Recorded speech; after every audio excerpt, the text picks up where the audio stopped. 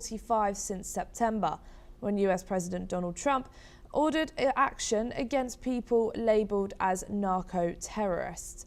The military says intelligence confirmed the boats were operating along known drug trafficking routes, adding that no US forces were hurt. However, rights groups, including the Washington Office on Latin America, have questioned the legality of the strikes, warning they could amount to the extrajudicial killings without due process. The operations come amid heightened US military activity in Latin America waters and continue to draw sharp international security. We are now being joined by retired Major General Sudhakar Ji, who's a senior geopolitical and strategic defence expert, joining us from Jaipur. Thank you so much for joining us here today on NewsX World. So the US military says it targeted 3 boats it believed were involved in the drug trafficking route, killing 11 people. How do we assess the evidence and intelligence used to justify these lethal strikes? Good morning, Ellie. Thank you for inviting me for your show. Simply, there is no way to justify. It's highly illegal. It doesn't have any evidence. Even if they have some presumptions, do you kill people based on the presumptions? That is where the international rule of law comes into question. So I'm afraid I also would join NewsX World channel to call it out that this mindless killing of people without any evidence based on the premise that they are terrorists. Were they armed? Have they fired at any innocent civilians? Have they perpetrated any kind of crime, except for the presumption that they are drug traffickers? Drug traffickers also is based on some intelligence which the American agencies have harnessed, or they have accumulated or collated from the environment, which is not known to the open society and open sources. Therefore, there is a big question. Back to Eli. The strikes are part of a broader campaign against alleged narco-terrorists, but critics argue this raises serious legal and ethical questions. Should the US be using military force in this way in international waters? Absolutely not. Absolutely not.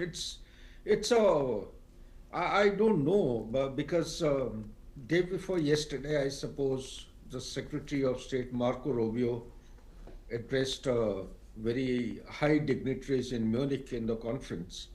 He spoke about neo-imperialism. Is this what the world drifting into in 21st century? That is, and is this world supposed to be supported by such kind of killing of innocent people without any evidence, just purely based on imagination or the inputs which they have, the world doesn't know? So in my opinion, it is highly incorrect, and the rule of law as relevant and applicable in the world order today, despite the geopolitical churn and unpredictability and uncertainty, and I still feel that some agency in the world, the entire world, has to get together collectively. They have to raise the question, because this cannot go on. And if you allow me further, to me it appears that this is a kind of a method to distract the domestic pressures which are building up on Donald Trump. One is towards Iran, the second one is here, third one is not moving making any headway towards Ukraine. These are the promises, the two of them that he promised to bring an end to the mindless conflict was the Ukraine war and the conflict in the Middle East. Nothing is happening. No substantive kind of progress has been made. So to open up a new front is mere a question of, I would say, distracting the domestic constituency so that the survival of the political authority continues without any questions of accountability. The last point I have is, well, the superpower has done many such kind of, killing of people in numerous campaigns, whether it is Vietnam or Afghanistan or Syria or Libya.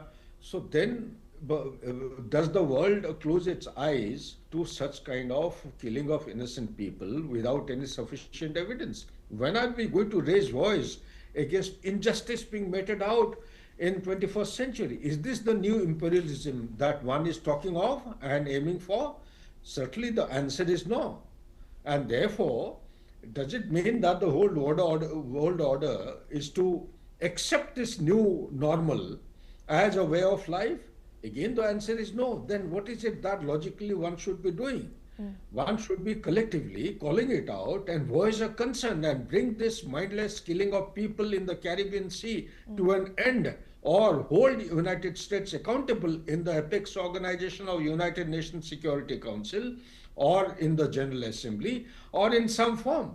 And media also has to play a very important role. I am afraid the Western media is not taking serious cognizance of the entire issue. Back to you, Ellie. And with at least 145 lives lost in similar operations since late 2025, how should international law and human rights considerations shape responses to transnational crime like drug smuggling, especially when this level of military action causes civilian casualties? United States is the primary agency which went on to create, after the collapse of League of Nations, an organization called as United Nations General Assembly and the Security Council. And along with that, at different timelines, multiple global organizations came into existence. And the last one, if I respect my memory, was the World Trade Organization, 1997 or so, close to that timeline. Now, amongst all these, the International Court of Justice also came into existence. Without superpower's support and initiative, this couldn't have come into existence. The Human Rights Organization. What are these organizations doing? Aren't they actually seized with this situation? They are the ones who have to hold the USA accountable. And towards that end, the media also has to play a very important role. With regard to the brilliant question which you have asked, how do you pinpoint? Well, what more do you expect or want to pinpoint not an allegation of serious offense against the humanity? Here, people moving in one or two or three boats, they straight away they are being engaged with precision-guided lethal weapon systems. They are being destroyed. There is no chance to afford them any kind of opportunity to defend themselves. The rule of law always provides an opportunity for the accused to defend himself. You have not given a chance to these people. You have based your military actions based on presumptions of drug trafficking, and mindful of the fact that Venezuela, as on today, going by the latest articulations in the United Nations concerning agency, is not one of those circuits which provides drugs. Drugs are being provided through Colombia, through Mexico, into USA. I'm talking about fentanyl. What is coming from Venezuela, maybe at a pinch, maybe the cocaine, 250, I'm told, tons of cocaine has been supplied in the previous year, and the value of it, 1 ton, is around 25 billion. If that is true, and if it is supported by evidence, well, that could possibly become one of the reasons. And Maduro has been picked up middle of the night. He's been hijacked along with his wife. This is a very serious criminal offense that we can expect in the rule of law. So all this put together, it is very difficult to actually come to a solution as of now, because it's a serious subject. It is mounting by the day and going on into extreme situations. This must be brought to an end. First, we must adopt a solution spectrum. The solution spectrum should be contain, counter, and contest. Containment would have firstly stop wherever it is, no further engagement of such kind of movement of boats without sufficient proof. That is how we contain it. We stop United States from engaging militarily, one. And how do you counter it? To counter it, it is a medium-term kind of an option. You must have media, you must have global agencies coming together, you must have the leading economists, you must have the global south coming together and speaking in one voice. And last but not the least, there is the International Court of Justice which must actually play its role. Back to you, Ellie. Thank you so much, Sudhakaji, but don't go too far as we will be coming back to you very soon.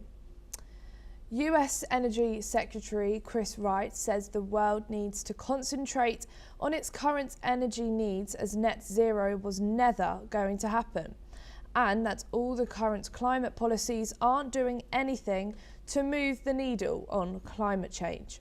He also stated that the climate cult has weakened Europe, driven up energy prices and moved jobs to Asia. He has added that it has reduced economic opportunities for Europeans, made it harder to pay their bills, and has made them very dependent on Russia. Let's in fact listen in to what the US Energy Secretary had to say.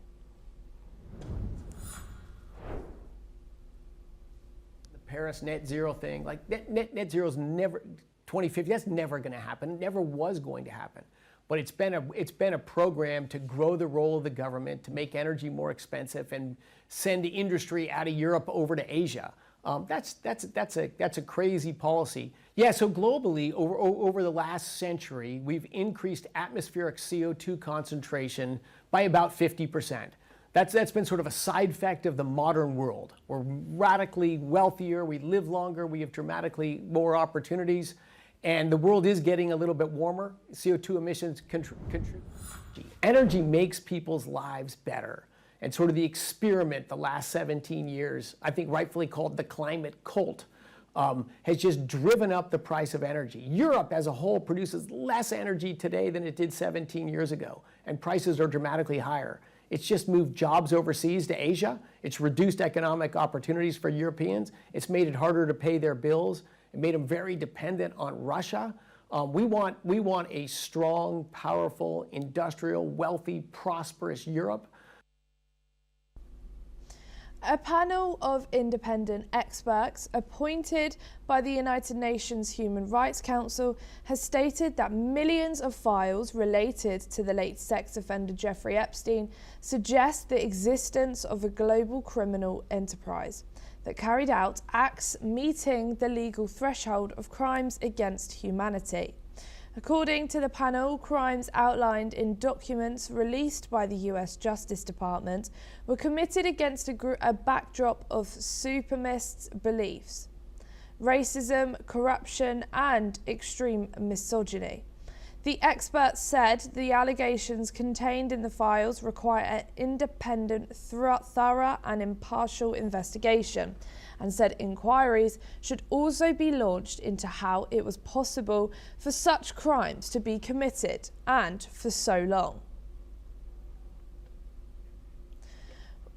We are now being joined by Shruti Dasgupta, who's an international affairs analyst, joining us from New Delhi.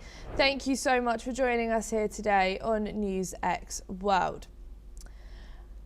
The UN-appointed panel said the evidence in the Epstein files suggests a global criminal enterprise.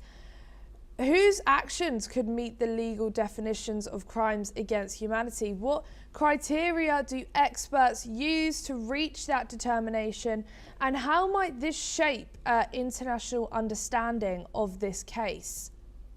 Well, there's no standard definition that could fit directly in this case, because crimes against humanity generally encase mass murder or starvation, which generally leads into loss of millions of life or deterioration of a particular segment of people, ethnicity of people. So, of course, mostly which come under the watch of genocide. So, technically speaking, it would not really truly qualify as crimes against humanity, but if you're only looking at the files, which is the 3 million documents that which have 2,000 videos and 1,80,000 odd emails and pictures, you would realize that although there is a limited number of victims, there are about 1,200 victims that got doxxed with the way that these particular tranches were released.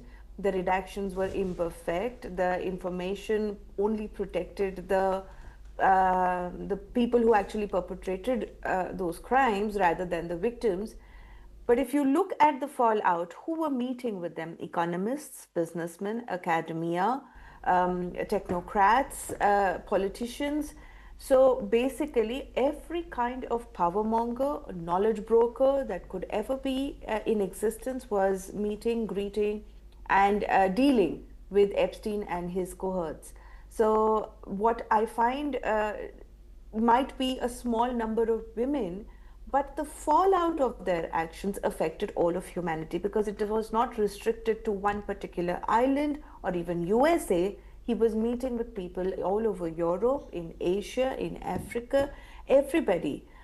With the only exceptions that I have found there to being at least 300 names, I believe the list has been released by US government where they've named people who were too frequently either meeting with him or writing with him and dealing with Epstein.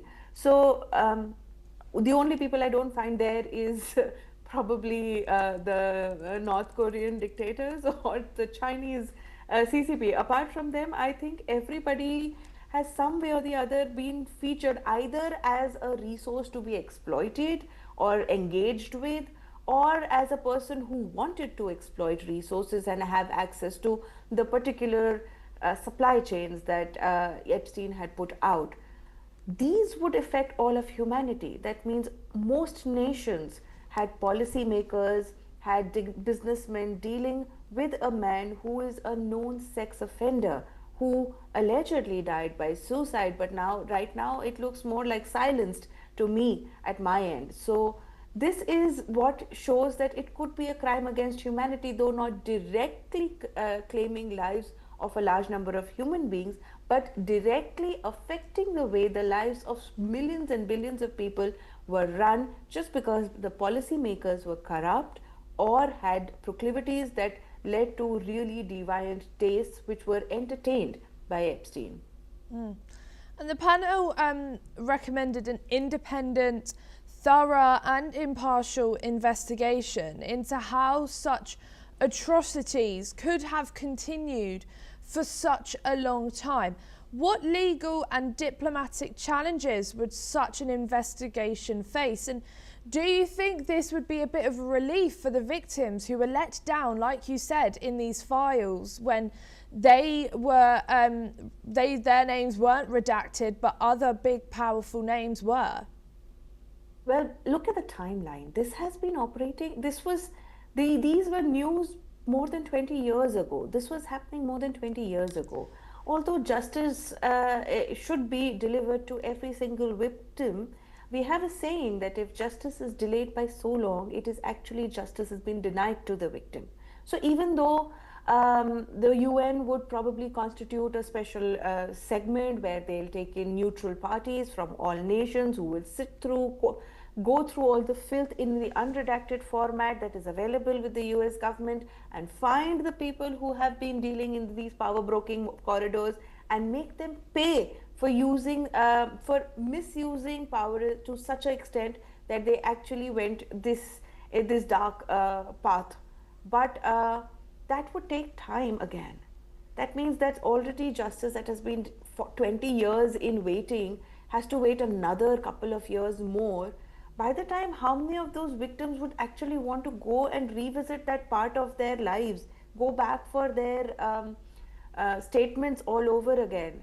And the US government has decided not to pursue any particular actions on the released files. They have declared that there will be no new cases filed under the name of Epstein's, under the banner of Epstein files. So that shows that the US government is not entertaining any new legal actions just because the tranches have been released. The other governments, of course, are taking a stand. At least people are being dismissed from their posts. There are investigations being launched. So these are the diplomatic actions that we can expect. If you are named and there is credible evidence that you were dealing with Epstein and his groups to ensure that policies favored you and your nation, then you should answer for it. And if you were actually present on that island and enjoying those really depraved acts, then there should be a criminal investigation into you. So these are things that at least European nations have seen that are trying to enact. US, of course, is not, and that is in itself a big question whether the true perpetrators would ever actually face justice system in the USA or abroad. So what I find is that UN can make the noises, ensure that they stand with the victim, but the actual authority to act on the people who really truly were doing it are actually sitting in the power corridors of USA today, namely Trump, Melania, and Lutnick and others. So there were people who are still in power who dealt with Epstein and are shameless about it. Thank you so much, Shruti, for joining us here today and giving your insights on NewsX World. French President Emmanuel Macron and Indian Prime Minister Narendra Modi on Tuesday unveiled India's first H-125 helicopter assembly line, marking a major step in defence and aerospace cooperation between the two countries. The facility has been set up under a joint venture between Airbus and Tata Advanced Systems and is part of a new agreement aimed at expanding manufacturing under India's Make in India push. India and France also agreed to jointly manufacture Hammer Precision guided missiles in India, further deepening strategic defence ties. Macron, who is on a 3-day visit to India, held bilateral talks with Modi in Mumbai, where both leaders emphasised technology transfer, industrial collaboration and long-term partnership. Officials say the deals reflect growing trust between New Delhi and Paris and position India as a key hub for global defence and aerospace manufacturing.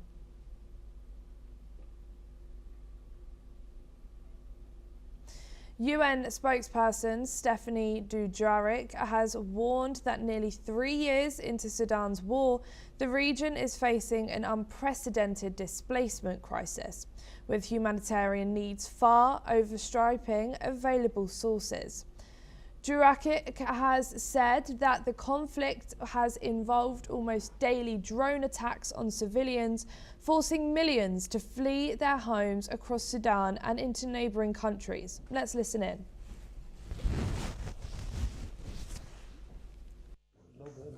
فتح الطريق لكادوغلي ومبروك لأهلنا في كادوغلي أن وصول القوات المسلحة إليه. القوات المسلحة ستصل إلى أي مكان في السودان. Nearly 3 years into the devastating war in Sudan, including almost daily drone attacks on civilians, the region faces an unprecedented displacement crisis with humanitarian needs outpacing available resources. To meet these growing needs, the UN Refugee Agency and 123 of our partners are urgently seeking $1.6 billion to provide food, shelter, healthcare protection, and dignified support for 5.9 million people across 7 countries neighboring Sudan by year's end. The plan also promotes longer-term solutions, such as helping governments, including refugees in national systems, and expand access to services. Host governments and local communities continue to demonstrate remarkable solidarity. However, their capacity is being pushed to the brink, underscoring the need for a consecutive 4th annual appeal on this scale. We continue to call for stronger international backing to address the persistent underfunding of humanitarian operations in the countries hosting people fleeing Sudan, and we await a lasting peace. And we reiterate once again, especially in light of the continuing attacks on civilians, for the parties to respect international law and to never target civilians, health infrastructure, religious sites. Meanwhile, Sudanese Army's chief has also responded. Let's listen in to what he had to say. فتح الطريق لكادوغلي ومبروك لأهلنا في كادوغلي أن وصول القوات المسلحة إليه. القوات المسلحة ستصل إلى أي مكان في السودان. الله أكبر. We are now being rejoined again by retired Major General Sudhakar G. Thank you for joining us back here on NewsX World. So critics argue that humanitarian funding for Sudan has lagged despite it being one of the world's largest displacement crises. What factors explain this persistent underfunding, and how might the global community be encouraged to step up and support? Once again, a very brilliant question raised by you. Reading between the lines, if I may respond to your question, it has got a global perspective. That is, there are global players who are involved in this conflict. That's why the conflict is not coming to an end. There are regional dynamics. You see, there is a question of dominance. And the third one is there is a local politics of dominating each other within the organization, within the architecture of Sudan.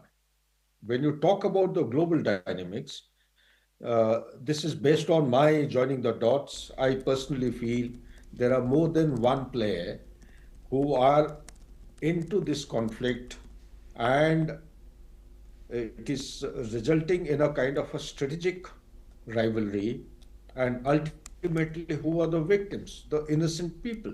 1.4 million refugees are there, hosted by Egypt, almost 234,000. They are on the eastern flank, eastern border of Chad.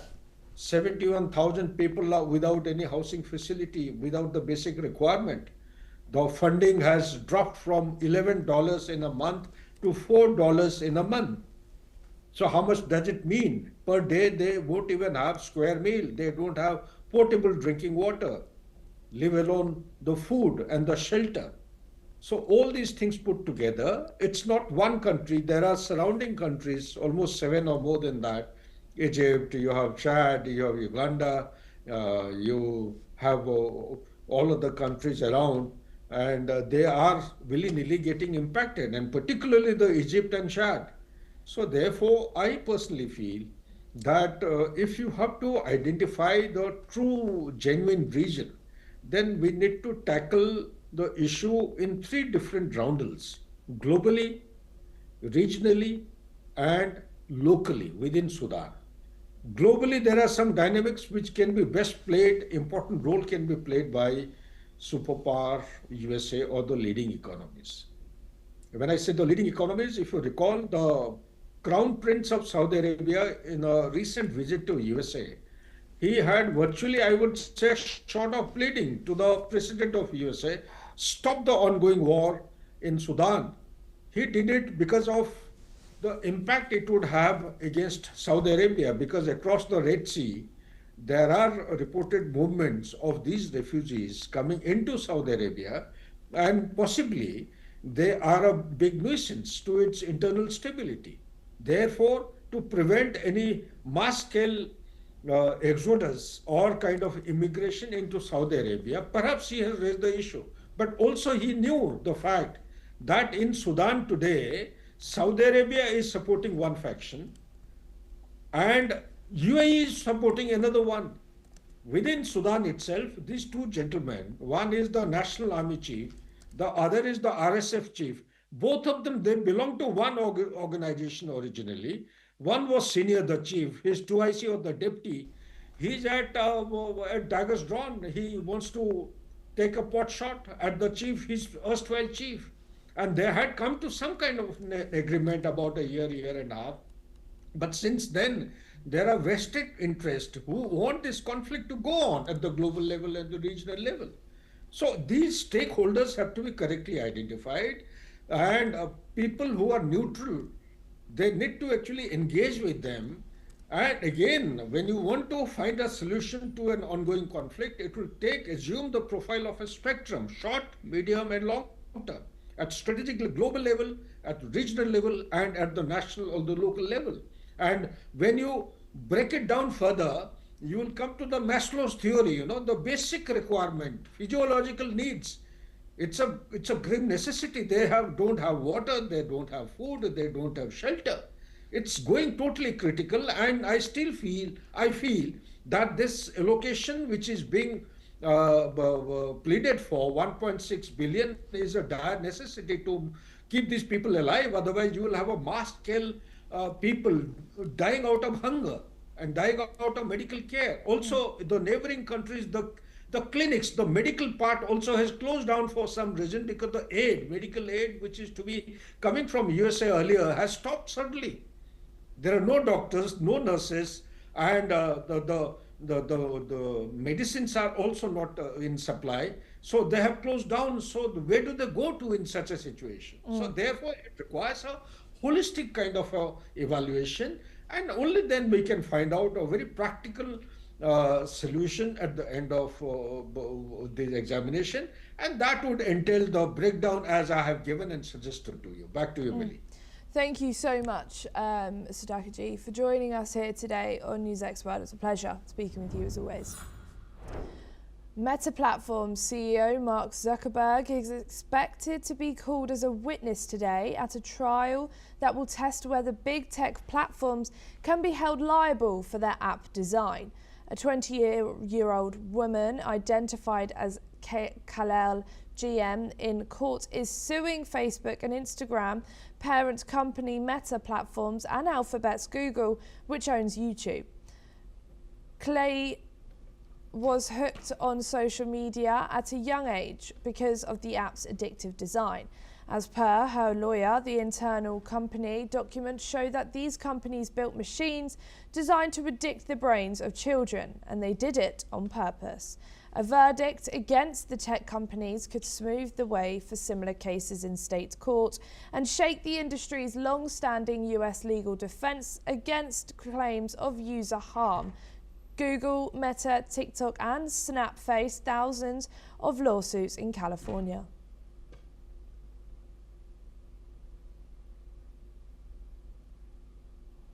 That's all we have time for. Keep watching NewsX World for more news updates from around the world.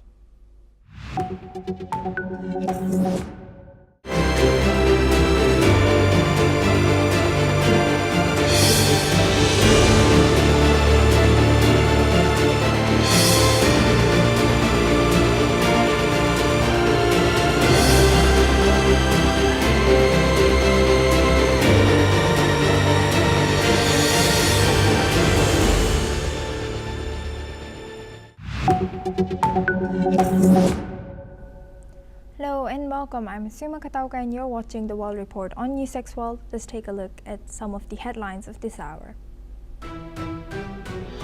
Trilateral peace talks between Ukraine, Russia and the United States have officially begun in Geneva, as confirmed by the head of Ukrainian delegation, Rustom Umerov. The second round of talks between US and Iranian delegations have concluded as the two countries leave the venue at the Omani ambassador's residence in Geneva. Bangladesh's Prime Minister to-be Tariq Rahman and lawmakers are sworn into parliament, becoming the first elected representatives since a deadly 2024 uprising. President Donald Trump has said Cuba was a failed nation and called on Havana to make a deal. Washington is in talks with Cuba's highest people just days after he threatened the island's struggling economy with what he described as a virtual oil blockade.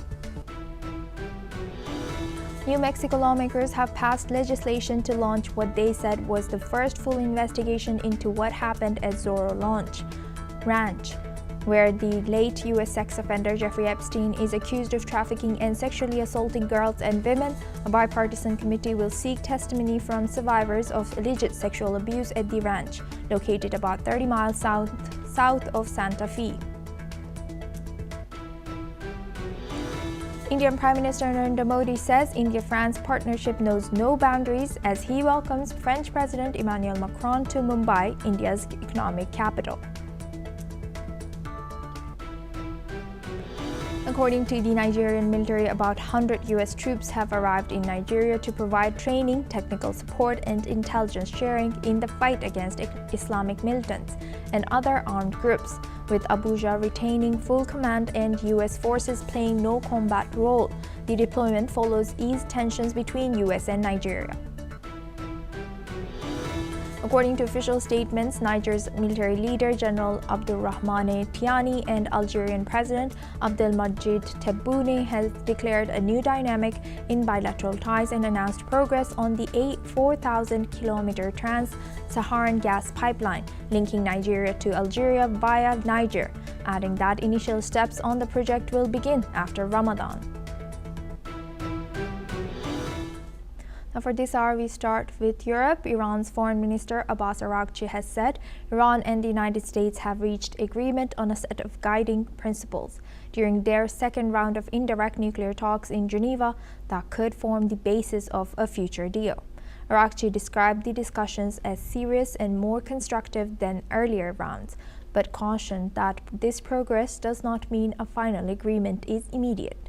He also said any sustainable agreement must ensure full recognition of Iran's legitimate rights, including the right to pursue peaceful nuclear activities, while both sides will continue consulting with their capitals before setting a date for a future round of talks. Let's listen into what he has shared. به هر حال وقتی به تدوین متن میرسه خب کاری مقدار مشکل‌تر و ریزتر میشه. علایه حال به اعتقاد من پیشرفت خوبی نسبت به جلسه گذشته صورت گرفت و ما الان یک مسیر روشنی پیش رو داریم که به نظرم مثبت هست. زمان مشخصی تنظیم نشد، قرار شد یه مقدار دو طرف روی متن‌های یک توافق احتمالی کار انجام بدن و بعد ما این متن‌ها رو تبادل بکنیم و بعد تاریخ دیگری رو برای دور سوم در نظر بگیریم. ما هنوز نقشه راه به اون معنا نیست، ولی الان تصویر روشن‌تری داریم که چه کاری باید صورت بگیره و چه کاری در ادامه مسیر باید انجام بشه. البته هنوز دو طرف مواضعی دارن که نزدیک شدنش به همدیگه کار میبره، ولی حداقل الان یک سری اصول راهنما داریم و یک راه روشن‌تری داریم که در اون حرکت بکنیم. Now, for this, we'll welcome Mr. Ali Muhammad Abushbak. He's a Middle East researcher, joins us live from Cairo. Thank you very much, Mr. Abushbak, for joining us. Good to see you.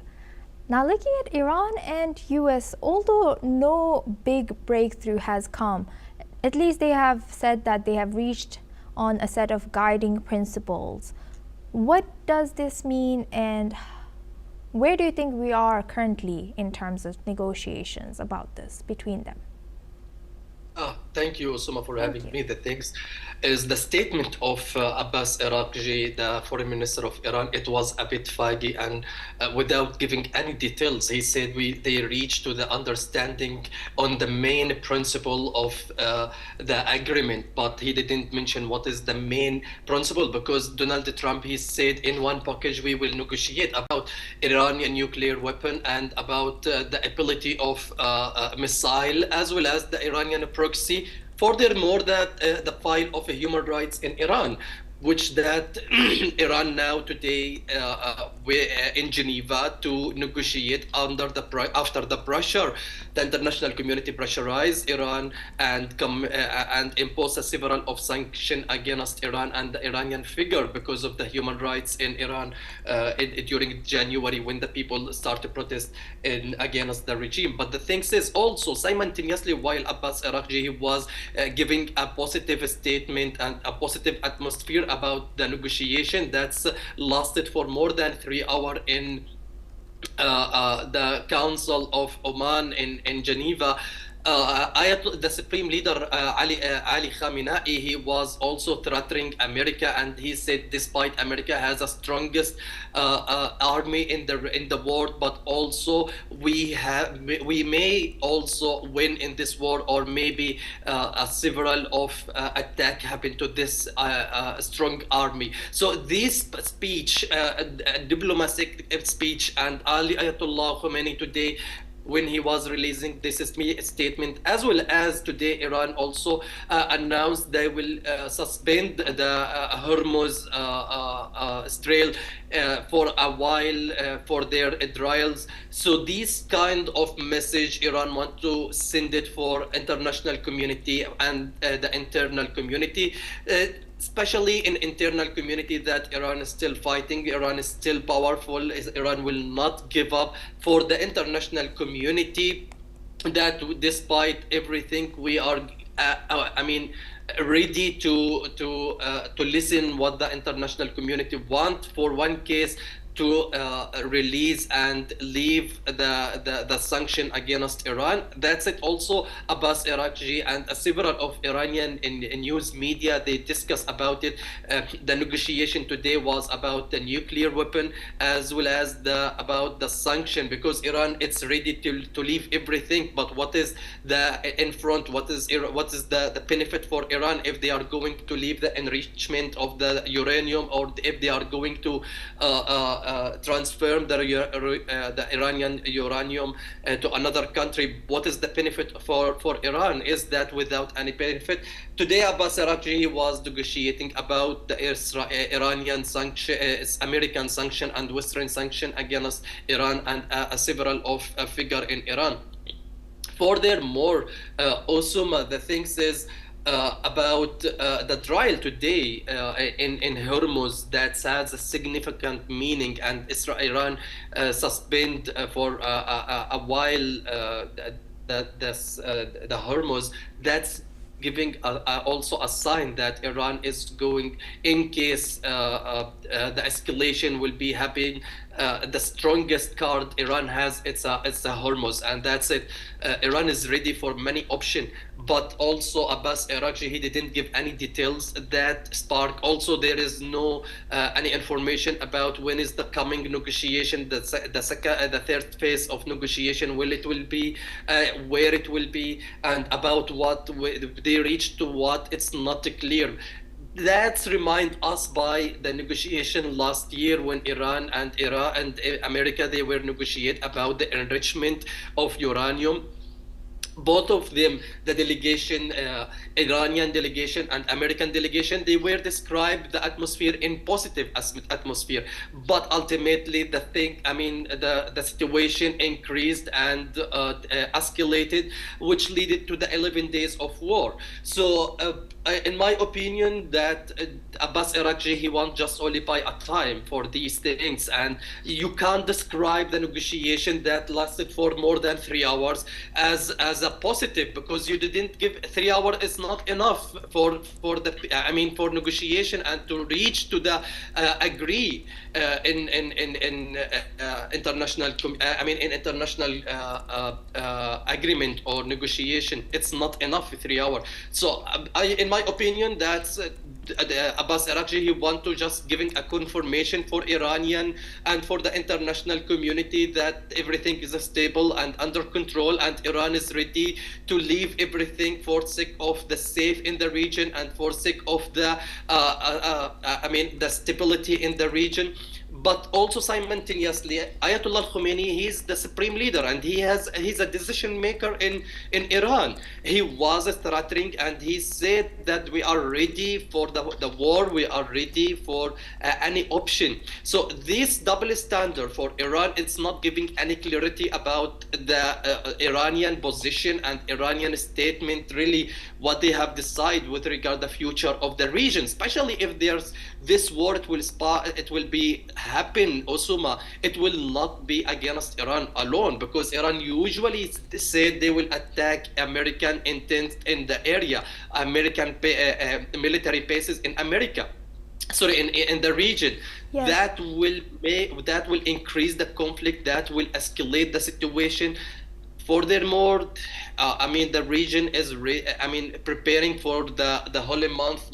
Ramadan is a holy month, and I guess now the region is not ready for war, and it's a most spiritual month for the Muslim area. So that's it. I guess Iran, maybe for coming times or coming hours, the Arab region, they will pressurize Iran to calm the situation and to reduce the ton of threatening America, because of this month is a spiritual month, in my opinion. We will be eyeing that. Thank you very much, Mr. Bushbuck. Please stay with us as we come back to you. Now, the U.S. moves E-3 Sentry AWACS aircraft from Alaska to Europe, positioning the eyes of the fleet for potential action as regional friction with Iran surges. This comes in the significant strategic move amid the escalating tensions with Iran, as the United States has deployed 2 E-3 Sentry AWACS aircraft from Alaska towards Europe, positioning critical command and control assets within reach of the Middle East. Meanwhile, the aircraft models B and C departed Elmendorf Air Force Base in Alaska for RAF Mildenhall in the United Kingdom. Now we welcome back Mr. Ali Muhammad Bushbak. Thank you very much, Mr. Bushbak, for staying with us. Now, how do you think this strategic positioning once again is playing in part of, or why? What could be the reason? About with regard to what, Osama? I couldn't hear you. Yes, I'm asking about this. U.S. is moving their surveillance jets from Alaska towards UK. This mobilization and the military mobilization, Osama, we discussed about it yesterday. So the strategy of Donald Trump in negotiating and for talk, it's making everything under the pressure.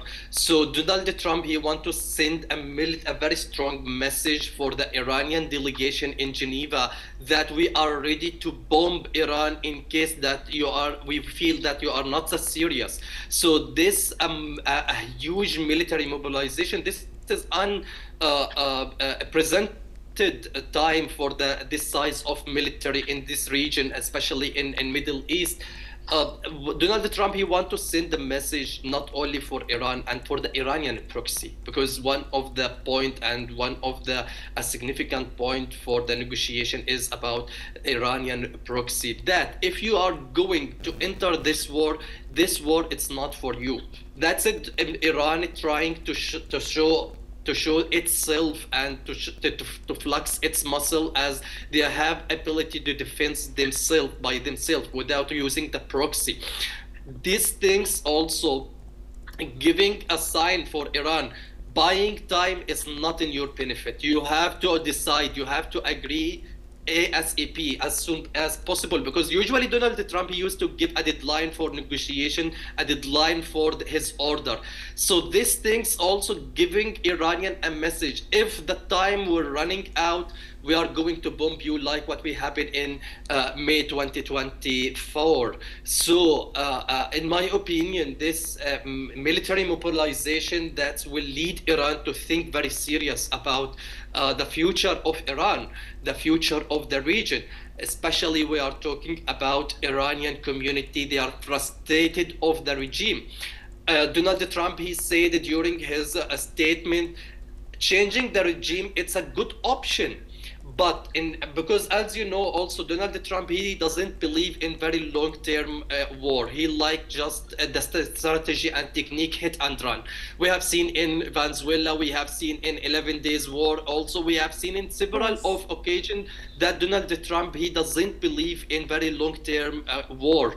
So this military mobilization will send the Iranian message that if you are not going to accept, we will destroy the regime very strongly and very badly.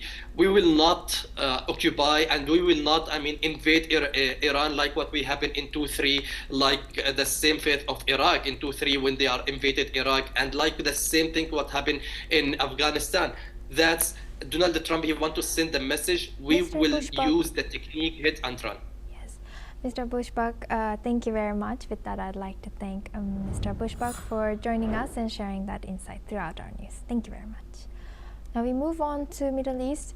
According to the files released by the U.S. Department of Justice, Andrew Mountbatten Windsor, former Prince and UK trade representative, has agreed to help facilitate an $8 billion cash for oil swap between Chinese Sovereign Wealth Fund and the UAE during a 2010 official visit to China. According to email, Mountbatten Windsor has worked closely with disgraced financier Jeffrey Epstein and banker David Stern. The deal, proposed to be financed through China's state-backed investment fund, was hoped to secure sensitive funding for the UAE. Mountbatten Windsor has pursued the plan during private days on his taxpayer-funded trip. Meanwhile, the chairman of the Cross-Party Business and Trade Committee has said that members of Parliament may investigate Andrew Mountbatten Windsor for his conduct while working as a trade envoy for the UK. We welcome Dr. Satoru Nagao. He's a fellow at Hudson Institute, joins us live from Tokyo. Thank you very much, Dr. Nagao, for joining us again. Good to see you. Now, looking at this once again, it's of course this is another scandal for the royal family of UK, that these kind of ties keep coming to surface. What more can you tell us about this? In this case, this is a problem because of the two reasons. Firstly, the UK royal family should not act for the personal income by arranging by using his royal title. Because of the prince, the two actors, in this case China and UAE, rely on him as a broker. So that's why this is work by using the royal family status. If so, royal family is not individual businessman.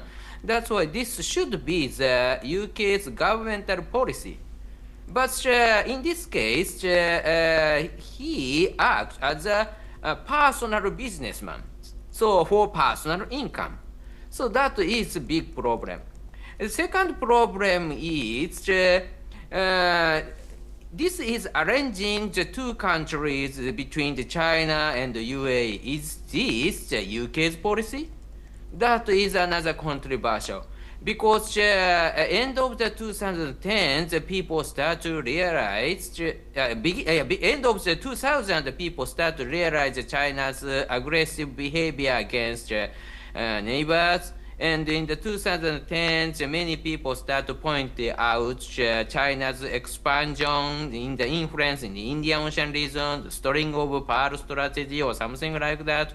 It will develop to the BRI, Belt and Road Initiative now. But that time, the people start to talk threat of China. And that age, former Prince Andrew arranged China UAE cooperation. If so, is this the UK policy?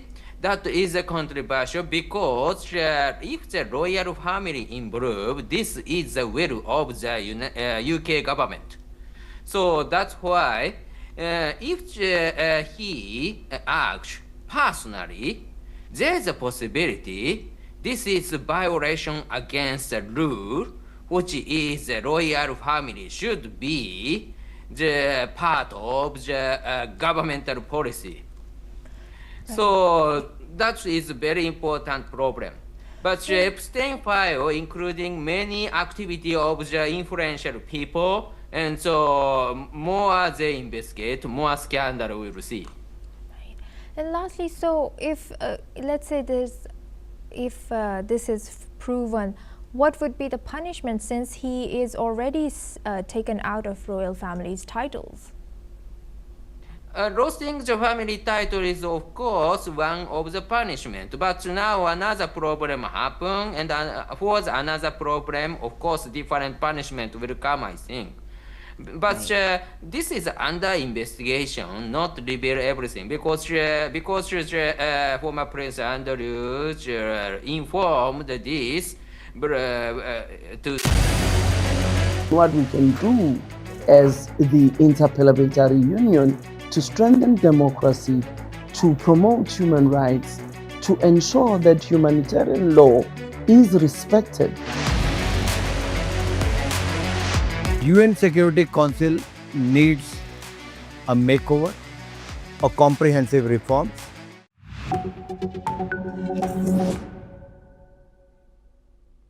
Hello and welcome. I'm Ellie Richardson and you're watching The World Report on NewsX World. Let's take a look at some of the top headlines of this hour. Iran has not agreed to all the red lines set out by US President Donald Trump for a diplomatic solution, Vice President J.D. Vance said after talks in Geneva. Vance appeared to indicate that the United States was still interested in diplomacy after Trump threatened force if Iran's clerical state does not agree on key concerns, starting with its nuclear program. Ukrainian and Russian negotiators are resuming a second round of peace talks in Geneva today, as US envoy Steve Witkoff said that talks had brought about meaningful progress in the Washington-led drive to end Europe's biggest war since World War II.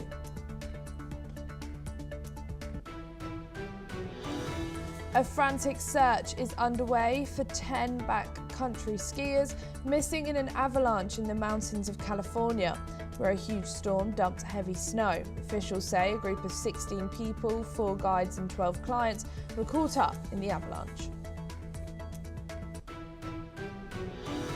India's Prime Minister Narendra Modi said ties between India and France are very special after talks with President Emmanuel Macron during his 3-day visit for the AI summit.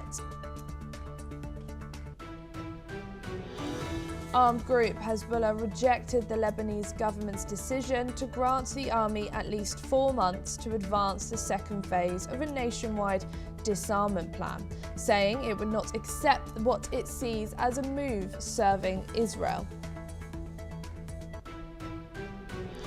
Millions of files related to the late sex offender Jeffrey Epstein suggest the existence of a global criminal enterprise that carried out acts meeting the legal threshold of crimes against humanity, according to a panel of independent expertise appointed by the United Nations Human Rights Council.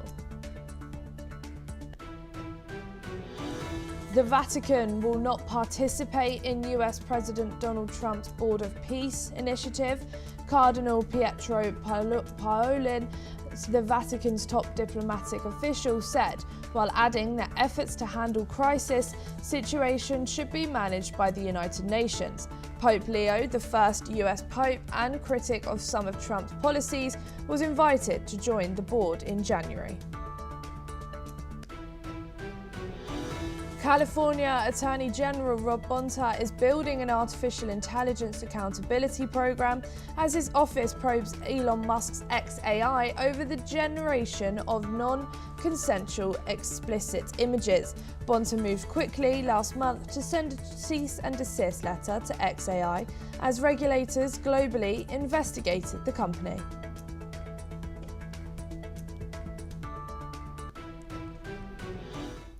Tensions are rising in Lebanon after Hezbollah rejected the government's latest move to advance a nationwide disarmament plan.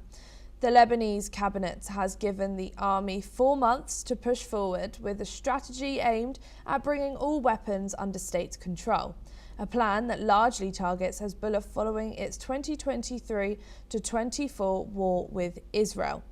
Hezbollah chief Shaki Naim Qassem called the focus on disarmament a major mistake, saying it serves Israeli aggression. Information Minister Paul McCoy has said that the 4-month deadline could be extended depending on military capabilities, Israeli strikes and conditions on the ground.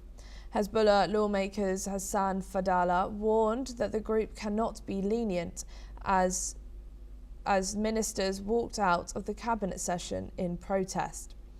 Israel, meanwhile, says disarming Hezbollah is a security priority and has vowed to continue strikes to prevent the group from rearming.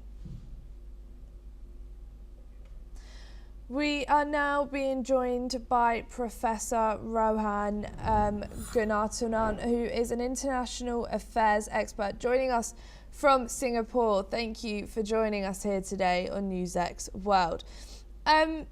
How feasible is the Lebanese government's plan to disarm Hezbollah within the next 4 months? And what operational and political challenges, such as military capabilities, internal divisions, and regional pressures, stand in the way?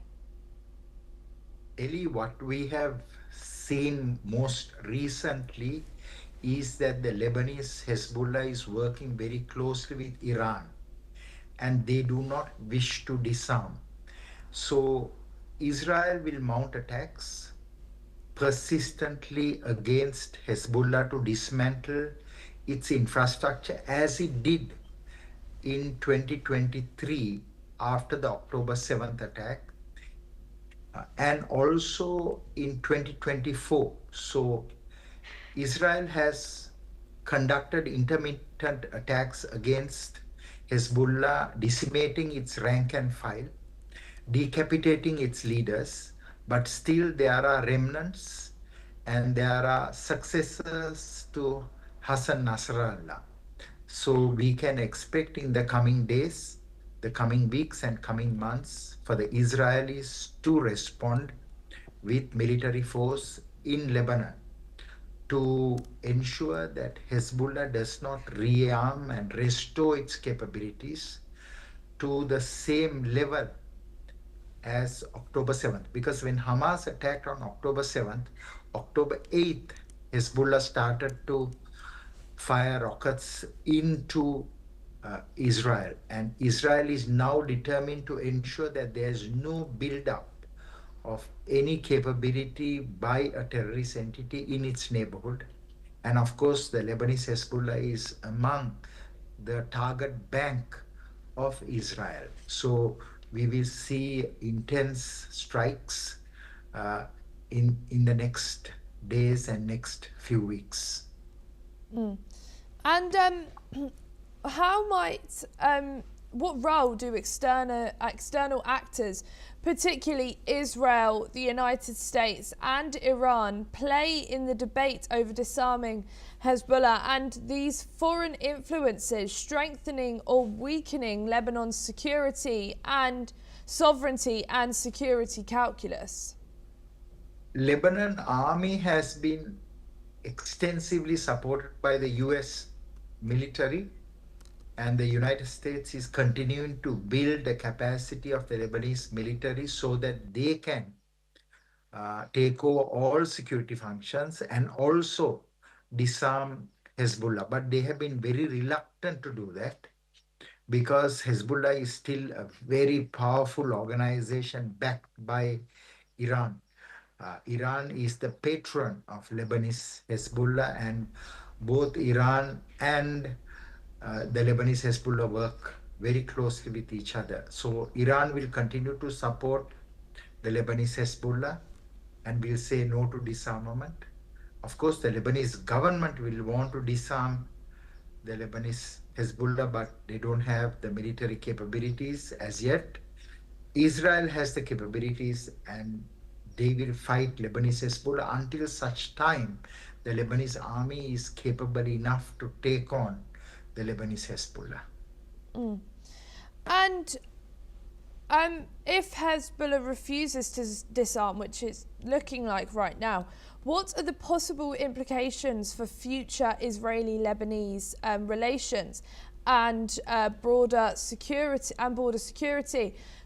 Could this continued militarization lead to renewed conflict or a shift in regional alliances? Lebanese Hezbollah is a global terrorist movement. It has operations in Latin America, in North America, in Africa, in Asia, everywhere. And certainly it's a very powerful group. So although it has been severely weakened, it will continue to fight back. But Israel is basically a superpower in the Middle East, and Israel will strike Lebanese Hezbollah. And of course, the United States, after Ramadan, will attack Iran. It is inevitable now. And what we are witnessing is that both the Lebanese Hezbollah and Iran, the Iranian regime, will be severely weakened. So Lebanese Hezbollah will lose its patron, the regime in Tehran, in the coming months.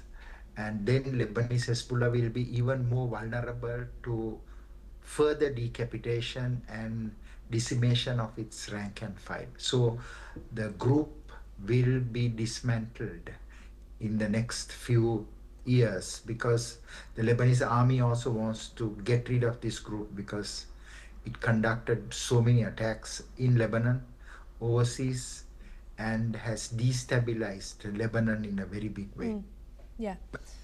Thank you. Don't go too far, as I will be coming back to you very shortly. We have some breaking news for you now. Mexican President Claudia Sheinbaum says her government has declined an invitation from US President Donald Trump to join his newly created Board of Peace. Speaking at her morning press conference, Sheinbaum said Mexico could not participate because Palestine, which Mexico recognizes as a state, will not be represented at the board's inaugural meeting in Washington, while Israel will attend. She said Mexico may only send an observer. Sheinbaum also addressed relations with Canada, saying Mexico is strengthening economic and investment ties with Ottawa, not as a backup plan, but as a strategic priority. She stressed that the USMCA will remain in place despite possible modifications, calling it beneficial for all three countries. On investment, Sheinbaum said that there is a strong global interest in Mexico, adding that her government is working to cut bureaucratic delays and speed up project approvals. We are now being joined again by Professor Rowan, who is just joining us back now. Thank you for joining us back here for our breaking news. What does Mexican's president's comments on the Board of Peace tell us about the situation? Mexican president sooner or later will face the wrath of President Trump, because President Trump is mercurial and overwhelming. So he has threatened and challenged everyone who is not falling in line.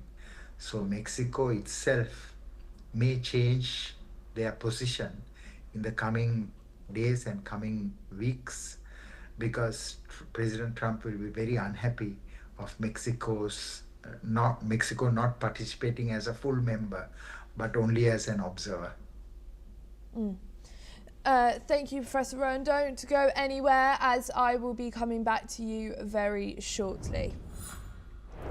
A senior US official has alleged that China carried out a secret underground nuclear test in June 2020, a claim strongly denied by Beijing.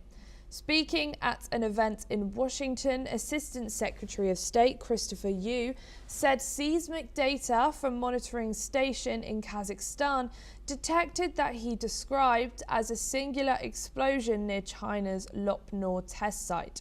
He said the signal was consistent with a nuclear test and not with mining activity or an earthquake. However, the Comprehensive Test Ban Treaty Organization said there was insufficient data to confirm the allegation with confidence, noting that the events recorded were very small. China's embassy in Washington called the claim unfounded and accused the United States of political manipulation. The dispute comes as nuclear arms control faces uncertainty following the expiration of New START, fueling global concerns of a renewed nuclear arms race. We are now being rejoined by Professor Rowan. Thank you for rejoining us here today on NewsX World. The US says about this new evidence that possible Chinese nuclear testing has been going on. How strong and convincing is this evidence? And China is obviously denying the allegations. How does this also dispute any relationship between the US and China? Firstly, the test that the United States now allege was conducted by the Chinese is under investigation. There have been many authorities and agencies that will investigate it.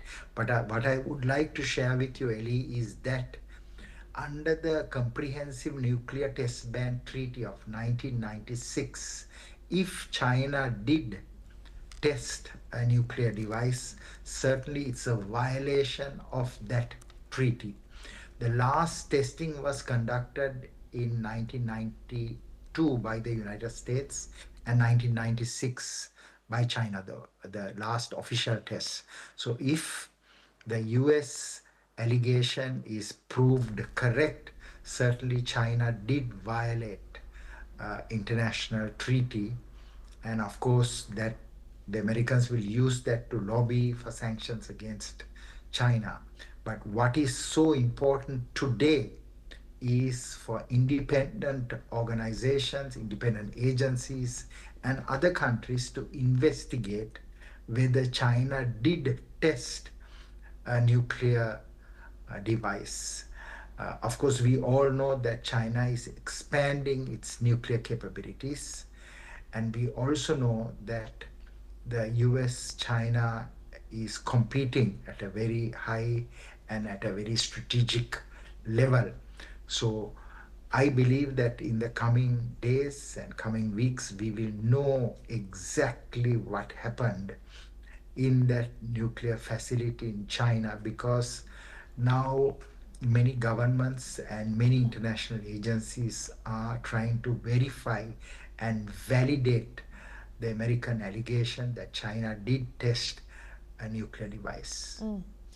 And what does this situation say about the current state of global arms control treaties? Now, we know the US won't re-sign the New START treaty deal with Russia because they want China also involved with it, and China is saying no.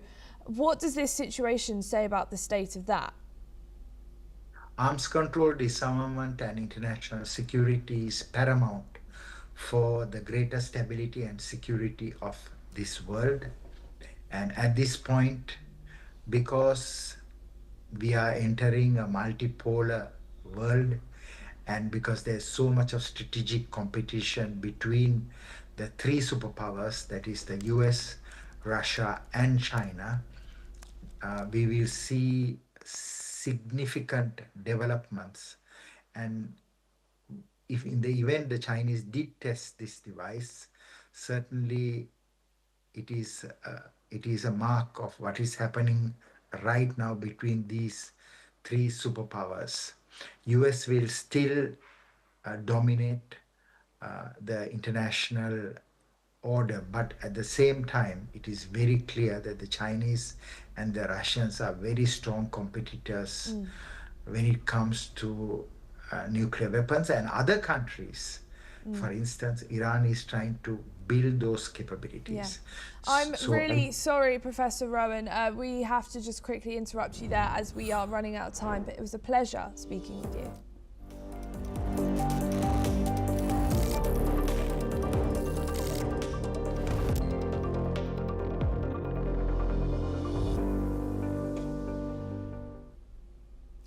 Today is day 3 of the AI Impact Summit 2026 in the national capital of India. Kicking off with a research symposium, the summit will bring together leading academics, researchers, and think tanks to present cutting-edge AI research, new methodologies, and evidence-based policy insights. On February the 19th, the official summit opens with an invite-only inaugural ceremony at the Bharat Mandapam Convention Centre, inaugurated by Prime Minister Narendra Modi.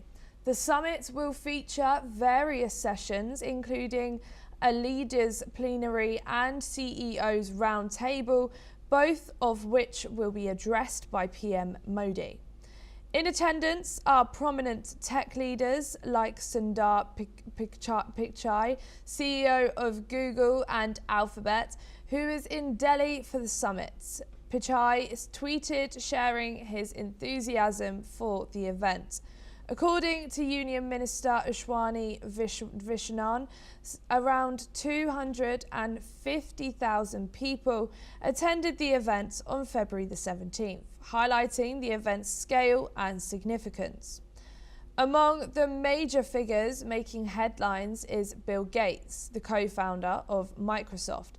Gates is confirmed to deliver his keynote address on February the 19th. His participation had sparked speculation after his name briefly disappeared from the list of speakers. but a spokesperson from the Gates Foundation confirmed his attendance. His keynote will likely focus on the intersection of AI, global development and sustainability. The summit promises to be a vital gathering for shaping the future of AI, with discussions ranging from AI ethics and sustainability to the impact of AI in emerging economies and policy frameworks. These sessions aim to foster dialogue between world leaders and industry executives, tackling key challenges in AI development and deployment. Keynotes and panel discussions are also scheduled throughout the day, with leading figures from the tech and research world. This session will focus on key challenges and opportunities presented by AI, while an industry session will take place at Bharat Mandapam, featuring the AI by Her, Global Impact Challenge finalists showcasing innovative AI solutions to tackle real-world public challenges. We are now being joined by our correspondent, Thomas Porteous, who is currently at the AI Summit. Thank you for joining us here. Thomas, what is it like today? What is the atmosphere like on ground, and what key events are scheduled for day 3 of the AI Impact Summit, and which leaders have arrived in Delhi to attend it? Of course, there aren't a huge amount of foreign delegations here yet. The main foreign event kicks off tomorrow. However, what will be happening is this summit will continue with those sessions that are going on every single day, building towards India's strategic position here in the AI sector. When it comes to those developments, it will be a day chock-a-block with these sessions, and we are expecting the likes of Macron. He's expected to attend tomorrow. He arrives in New Delhi tonight, along with President Luis Inacio da Silva. He's coming within the next 48 hours. But of course, we'll continue bringing you all the live feed coming out of New Delhi at the Bharat Mandapam as soon as we get it here from the AI Summit. Thank you so much to Thomas Porteous for joining us here today on NewsX World. We are now being joined by Ambassador Suresh Goel, who's a former Indian diplomat, joining us from New Delhi. Thank you for joining us here today and speaking to us on our coverage of the AI Summit. What does the presence of global leaders like the Prime Minister of Finland at the summit signal about international cooperation on AI policy, especially between Europe and India? Well, a good question, really. The thing is that we have seen rapid changes in the global thinking on what AI can do and how AI must be used for the humanity. And keeping that in mind, the theme for this year's AI Impact Summit has been given to be Bahujan Hitaya, Bahujan Sukhaya. That's a Sanskrit word for meaning for the benefit of everyone and for the happiness of everyone. So that's what the vision is for the use of AI. Now, coming to really the present summit, there has been so much of change in the thinking on the AI. I think it has now gone beyond just being a technology. It has become a platform to determine the whole course of planning, economy, sociology of the world in the later years. I think it will be useful at this stage to really see how the countries advanced in the use and application of AI, such as Europe, USA, they deal with the future of AI, including on the geopolitics of AI, military application of AI, and the ethics of AI, which is very, very important. and what the future interface is going to be between AI and the humanity as a whole. These are very difficult issues to be dealt with, and I think the present summit should be the right forum to at least start the thinking. Thank you so much, Ambassador, for joining us here today and speaking to us on NewsX World. Philippine Vice President Sara Duterte has said that she will run for president in the 2028 election. Duterte has added that she was offering her life, strength and future in the service of the nation. According to reports, independent opinion surveys rank her as a strong contender in the 2028 race. However, Duterte is the daughter of former President Rodrigo Duterte, who is currently detained in The Hague of murder charges linked to his bloody war in drugs during his presidency. Let's listen in to what Sarah had to say. It took me 47 years to understand that my life was never meant to be only mine. Unlike others, I may not have been born just to chase happiness. For a long time, I questioned the weight of responsibility to my family, to my country, to everyone who called on me. Sa unang mga buwan ng aming mga termino, nakita ko na ang kawalan ng katapatan ni Bongbong Marcos Jr. sa mga pangakong binitawan noong kampanya. Pati na sa kanyang sinumpaang tungkulin para sa bayan. In California, rescue operations are ongoing in Lake Tahoe region after a devastating avalanche left 10 backcountry skiers missing and 6 others stranded. The avalanche, which occurred around the Castle Peak area near Truckee, involved a group of 16, including 4 guides and 12 clients. While 6 skiers have been confirmed alive and are sheltering in place, authorities are still searching for the 10 unaccounted for skiers. Highly skilled rescue teams from nearby ski resorts have been dispatched, along with snowcat vehicles, to assess the avalanche site. Weather conditions remain treacherous, with a high chance of further avalanches in the coming hours. The Sierra Avalanche Center has issued a high danger rating, warning of large avalanches expected. Several highways in the region, including I-80 and Highway 50, have also been closed due to the storm. South Korea's Unification Minister Chung Dong-young has revealed that 3 civilians sent drones into North Korea 4 times since President Lee Jae-myung took office. And according to him, the move has significantly strained inter-Korean relations. The drones' activities were reported as part of ongoing tensions and have worsened diplomatic ties. South Korea's government now faces questions over controlling these private initiatives that could further escalate military tension with North Korea. That's all we have time for. Keep watching NewsX World for more news updates from around the world.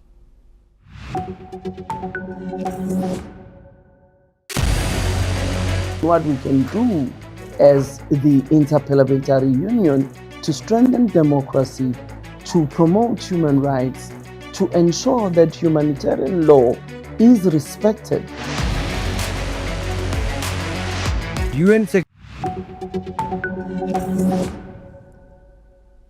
Hello and welcome, I'm Ellie Richardson and you're watching The World Report on NewsX World. Let's take a look at some of the top headlines of this hour.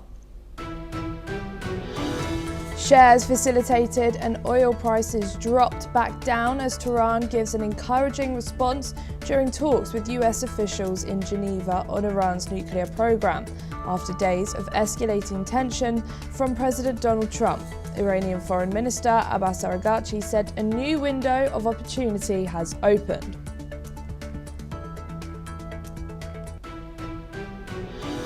Negotiators from Ukraine and Russia concluded the first day of the US-mediated peace talks in Geneva, with the US President Donald Trump pressing Kyiv to act fast to reach a deal to end the four-year conflict. A frantic search is underway for 10 backcountry skiers missing in an avalanche in the mountains of California, where a huge storm dumped heavy snow. Officials say a group of 16 people, 4 guides and 12 clients were caught up in the avalanche. India's Prime Minister Narendra Modi said ties between India and France are very special after talks with President Emmanuel Macron during his 3-day visit for the AI summit. Armed group Hezbollah rejected the Lebanese government's decision to grant the army at least 4 months to advance the second phase of a nationwide disarmament plan, saying it would not accept what it sees as a move serving Israel. Millions of files related to the late sex offender Jeffrey Epstein suggest the existence of a global criminal enterprise that carried out acts meeting the legal threshold of crimes against humanity, according to a panel of independent experts appointed by the United Nations Human Rights Council. DNA from a glove found near Nancy Guthrie's Arizona home failed to score a match in a national database of genetic profiles. The outcome, announced by the Pima County Sheriff's Department and the FBI, marked a major setback for investigators as the search for the 84-year-old mother stretched into its 17th day. California Attorney General Rob Bonta is building an artificial intelligence accountability program as his office probes Elon Musk's XAI over the generation of non-consensual sexual explicit images. Bonta moved quickly last month to send a cease and desist letter to XAI as regulators globally investigated the company.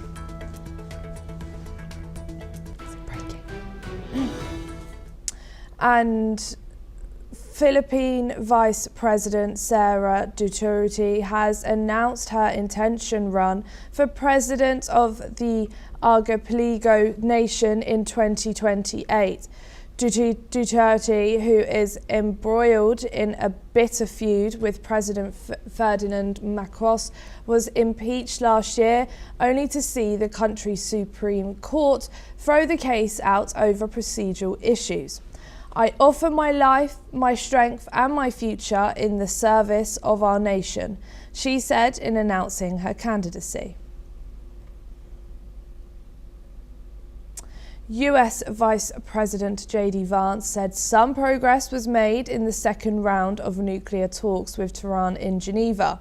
However, he made it clear that US President Donald Trump has set firm red lines, and according to Vance, Iran is not yet ready to acknowledge or work through them. One of those red lines is that Iran must never obtain a nuclear weapon. Vance warned that a nuclear Iran could trigger a global arms race and pose a direct threat to the United States. Meanwhile, Iran's president earlier stated that Tehran would never abandon its peaceful nuclear program. Following talks with the United States, Iranian Foreign Minister Abbas Araghchi stated that the two countries has reached an understanding of the main guiding principles, but work still needed to be done. Meanwhile, a US official stated that Iran said it would offer detailed nuclear proposals in the next 2 weeks to close gaps in the nuclear talks. We are now going to Matthew Vadam, who is an American journalist and author, joining us from Washington, D.C. Thank you so much for joining us here today on NewsX World. Good to be here. What does J.D. Vance's suggestion of diplomacy or another option signal about US political divisions over how to approach Iran's nuclear program? I don't know what it signals, but I can translate what it means. It was a threat.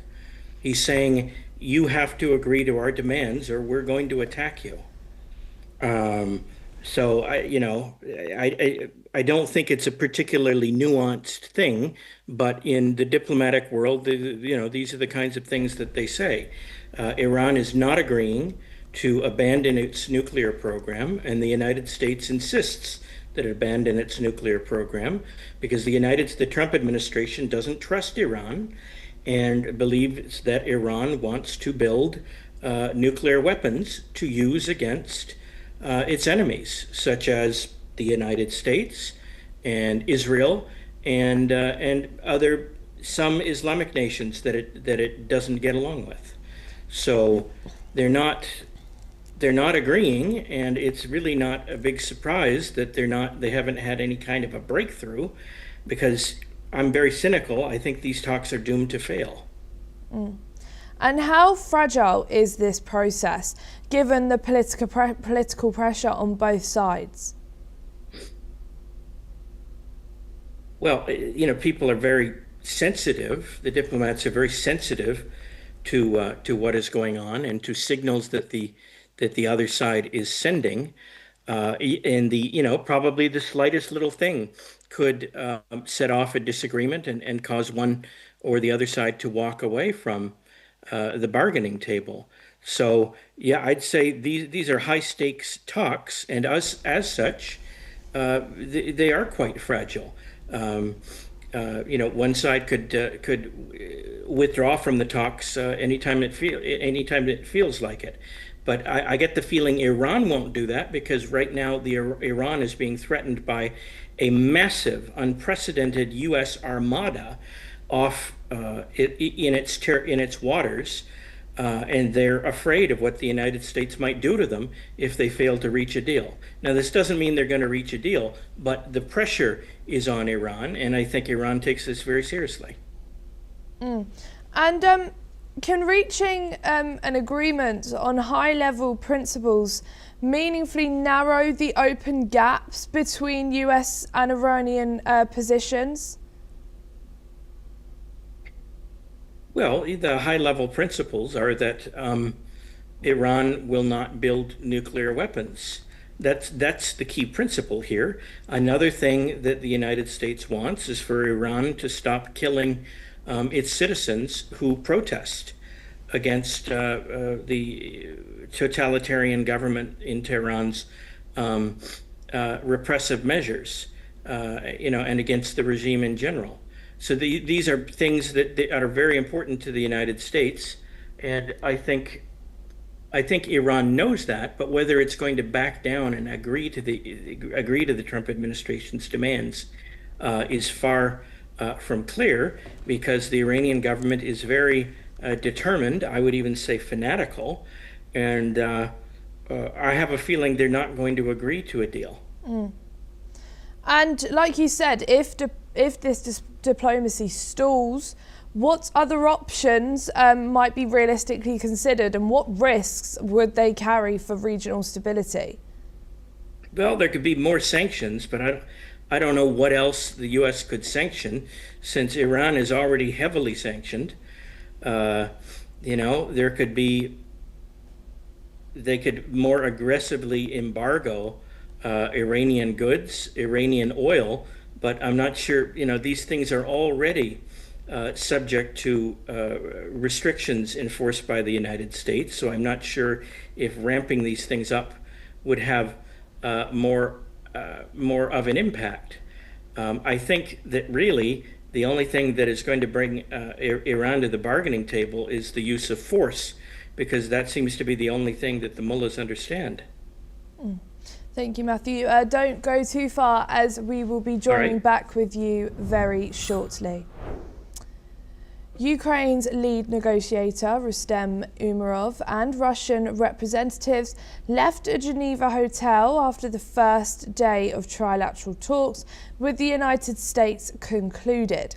The two-day meeting comes as Washington steps up its diplomatic push to end Europe's largest conflict since World War II. US President Donald Trump has called on both Moscow and Kyiv to reach a deal, saying the war must end. But Ukrainian President Vladimir Zelensky says Kyiv is facing the greatest pressure to make concessions, raising concerns at home about the terms of any potential agreement. Umerov said Tuesday's discussions focused on practical issues and the mechanics for possible decisions, rather than final outcomes. The Geneva talks follow 2 rounds of US-brokered meetings in Abu Dhabi that ended without a major breakthrough. Meanwhile, in his nightly video address, President Zelensky said Russia launched overnight airstrikes across large parts of the country, just hours before negotiators from Kyiv and Moscow met for US-mediated talks in Switzerland. The attacks severely damaged the power network in the southern port city of Odessa, leaving tens of thousands of residents without heat and water, according to Ukrainian officials. Let's listen in. Навіть день старту чергових форматів у Женеві, тристоронніх, двосторонніх з Америкою, Росія зустрічає ударом. Це дуже чітко демонструє, чого Росія хоче і на що вони налаштовані. Було ще майже 400 дронів, загроза ударів не зникає, холодна погода сама по собі приваблює Росію, і вони і далі будуть намагатись поставити зиму на осліп. Буде ще сьогодні доповідь делегації після першого раунду перемовин в Женеві. Хлопці точно мають поставити питання щодо цих ударів. Питання передусім американській стороні, яка і нам, і Росії пропонувала утриматись від ударів. Україна готова. Нам війна не потрібна. І ми діємо завжди дзеркально. Ми захищаємо свою державу, свою незалежність. Так само ми готові швидко рухатись до достойної угоди про завершення війни. Питання лише до росіян, чого вони хочуть. І також, чи будуть наслідки для Росії за те, що шахеди, ракети та фентезійні балачки на історичну тематику для них мають більше значення, ніж реальна дипломатія. Дипломатія. У всіх цих російських ракетах та дронах, які були застосовані сьогодні, тисячі компонентів, які Росія сама не виробляє. 5 «Іскандерів М» – це щонайменше 75 критичних компонентів неросійського виробництва. 3 ракети Х-101 – це майже 160 компонентів, які Росія не може сама замінити. Кожен шахет – це сотні таких компонентів, які завозяться в Росію з інших країн, і не тільки від китайських компаній, до речі. Ще Європа, Америка, Японія – це не тільки для нас в Україні, але й загалом. Для глобальної безпеки важливо, щоб партнери реально блокували ланцюжки постачання в Росію критичних компонентів для виробництва зброї. І також, щоб самі компанії краще слідкували, куди потрапляють їхні компоненти. Росія без таких зв'язків зі світом нічого не може. Вони не здатні бути сильними в повній ізоляції. Саме тому блокування і тиск справді можуть спонукати агресора до зміни політики. Але це залежить від рішучості світу. Я дякую всім, хто діє сильно, щоб агресор втрачав можливості затягувати цю війну. We are now being joined again by Matthew Vadum. Thank you so much for joining us back here on NewsX World. What does the fact that talks again concluded without a clear breakthrough say about the current prospects for a diplomatic resolution? Well, the current prospects for a diplomatic resolution of the Russia-Ukraine war, I don't think there's any reason for optimism right now, though it's good that the two sides are still talking, but they seem, very far apart. And the key issue, as it has been for a long time, is territory. Ukraine wants the territory that Russia seized by force back, which is, something like 20% of Ukraine, and 19 or 20%, and Russia doesn't want to give it back. Unless they can reach some sort of an accommodation, and Ukraine embraces a land for peace deal, I don't think that the war is going to end anytime soon. And as we know, that during these peace talks, there are still there is still attacks going on. How significant is it that the Russian military operations continued, even as the negotiators are in Geneva? Well, I think it's that the fact that they didn't call them off while diplomats negotiate is an indication that they're nowhere near peace, that they're nowhere near resolving the matter. They want to keep fighting. I should say, though, that reportedly Ukraine over the last week or so has regained about 78 square miles. Not a lot, but it's something, of the territory that Russia seized from it. But the war remains more or less a stalemate, and the two sides, neither side seems to be gaining much of an advantage over the other at the time. The fact that they are continuing, to fight while talks are ongoing, is not unusual in a war, but it's also not a good sign for the prospect of peace. And what could we expect coming out of today's talks? Now, we know it was only planned for a 2-day talk. What do you think? Are we going to come out with any sort of plan, do you think? Or is it just still going to be the same with no clear timeline? I think it's going to be the same with no clear timeline. I think that something that shakes things up has to take place before either side is going to be shaken out of their current positions and want to make serious efforts to secure the peace. So I think it's unfortunately just going to drag on for the time being, unless and until something dramatic happens to change the equation.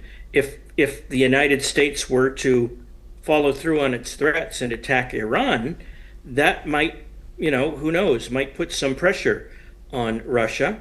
But we don't know if that's going to happen. Russia is, aligned with Iran, and they might start to be fearful that it would have repercussions for them.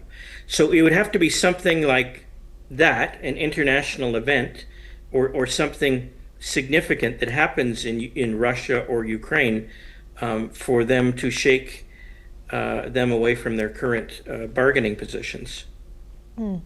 Thank you so much, Matthew, for joining us here today on NewsX World. Thank you.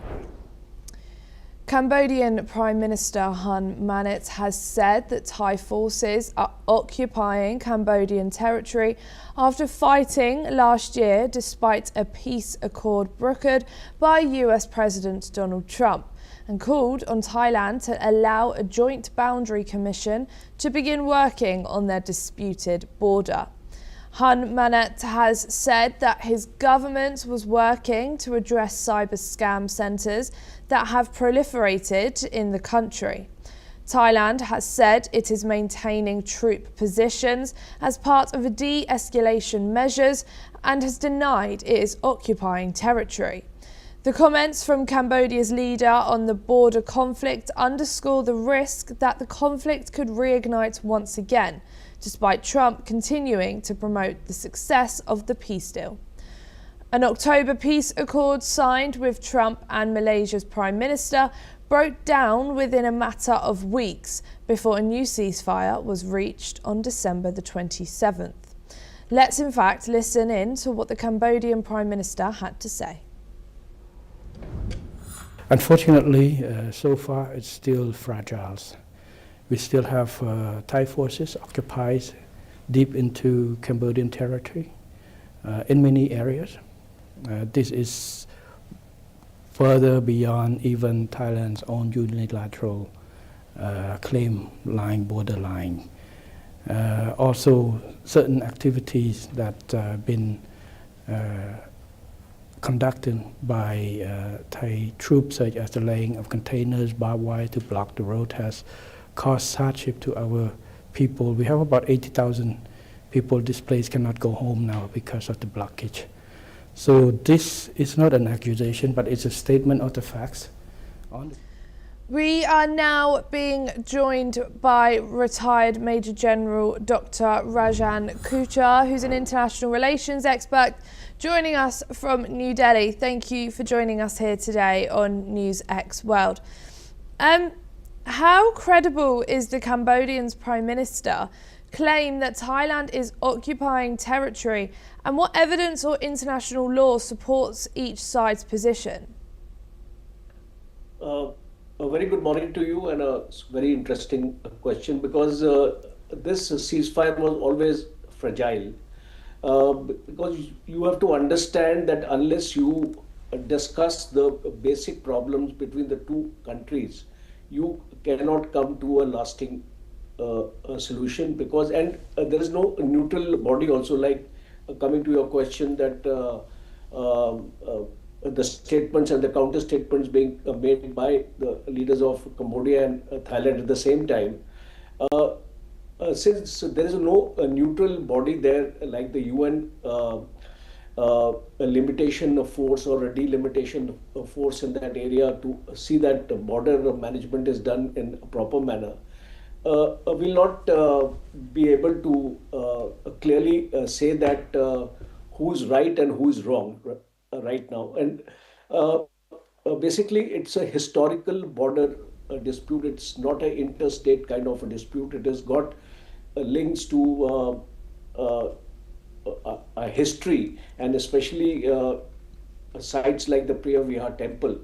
And the border is quite a long one. 817 kilometers is the border, and it is very poorly demarcated. So you see, unless you have a proper international boundary between the two countries, nobody will know which part of the border are you occupying, because they will say that this is our land and we have not entered into yours. Because whenever you have a poorly demarcated border, a similar kind of a situation we are seeing in Ladakh also with China, because China comes and occupies and claims that it is his territory, and we tell them, no, it's not yours, it's a disputed territory.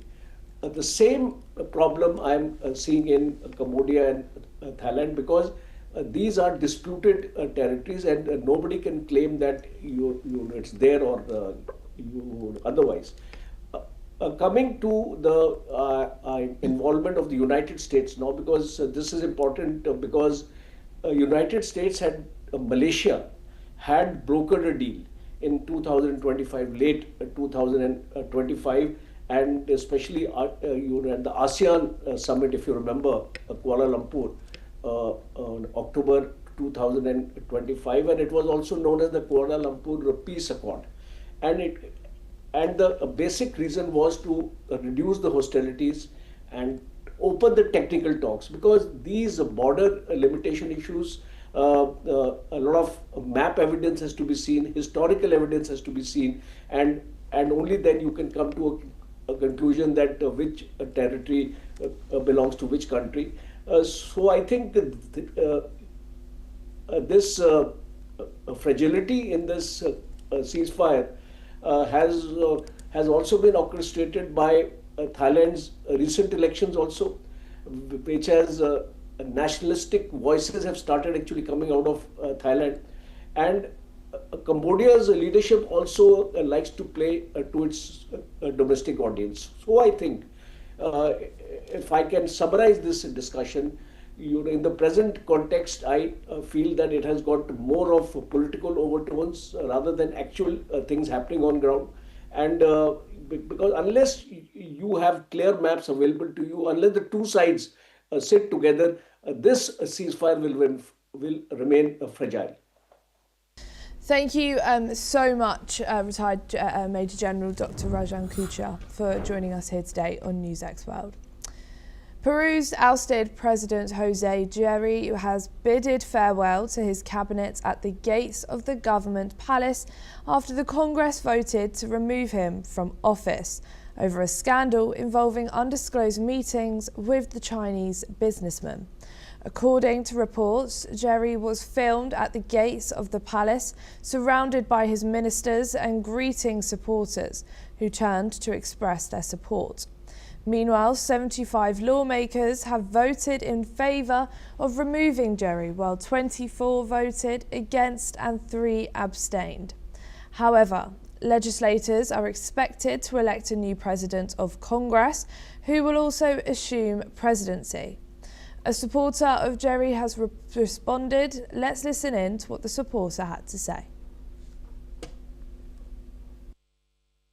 Mi opinión es que no estoy contento de lo que están haciéndole al presidente sacándole del cargo. Hubiera culminado. ¿Y cómo queda el pueblo peruano? ¿Cómo queda?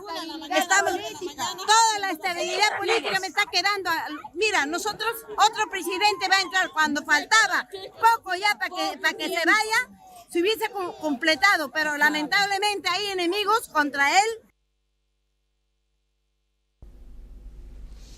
YouTube says it has now fixed a technical glitch that briefly disrupted access to the video platform for users around the world. The company said the problem stemmed from an issue with its recommendation system, which prevented videos from appearing across different YouTube surfaces. That included YouTube.com, the main app, as well as YouTube Music, Kids and TV. Outage Trafficking website Down Detected reported more than 320,000 user complaints in the United States at the peak of the disruption. Users in India, Britain, Australia and Mexico also reported problems. YouTube says the issue has now been resolved and all services are back to normal.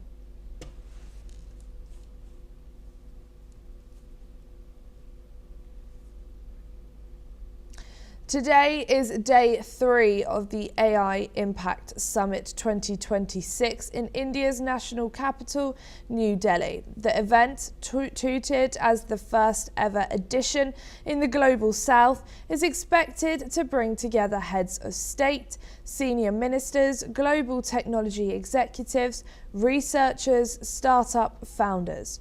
More than 700 sessions are planned across the summit's duration, spanning themes such as AI safety, governance, ethics, data protection, sovereign AI capabilities, and the future of work. Today, the India AI Impact Summit is primarily dedicated to bridging the gap between academic research and industrial application. While the formal grand inauguration by Prime Minister Narendra Modi is scheduled for Thursday, today features several high-impact technical and industry-focused sessions.